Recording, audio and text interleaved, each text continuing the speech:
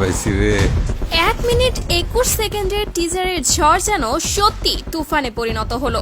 স্ক্রিনে বিধ্বংসী রূপে হাজির হন সাকিব খান। তুফানের টিজার এখন সামাজিক যোগাযোগ মাধ্যমে ঝড় তুলেছে। অনেকেই বলেছেন যেন বলিউড কিংবা দক্ষিণী সিনেমার টিজার তুফান। 1 মিনিট 21 সেকেন্ডের সেই ভিডিওতে বন্দুক হাতে এন্ট্রি নেন সাকিব।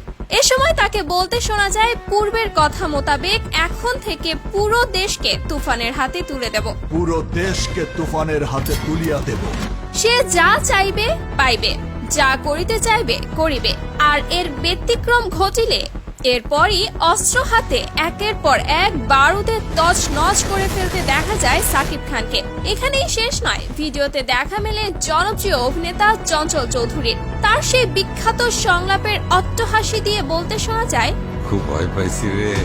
এই সিনেমা প্রসঙ্গে নির্মাতা রায়হান রাফি বলেছেন, এ ধরনের সিনেমা আমি সাকিব ভাই কেউ কখনো করিনি। তুফানের মতো সিনেমা বাংলাদেশে আগে কখনো হয়নি। শুধু বলতে চাই, এটি একটি অ্যাকশন ফিল্ম, একজন গডফাদারের গল্প। সুপারস্টারকে নিয়ে গ্যাংস্টার ছবি বানানোর ইচ্ছা ছিল আমার। আপনার বাড়ি দিতে কে দিয়ে? বাংলাদেশে গ্যাংস্টার সিনেমা বানানোর মতো একজনই আছে, সে সাকিব খান। আর সে কারণেই তাকে নিয়ে এই সিনেমার কাজ করা। তো ভিউয়ার্স, তুফান ছবির টিজার দেখে আপনার মন্তব্য অবশ্যই কমেন্ট করে জানাতে ভুলবেন না।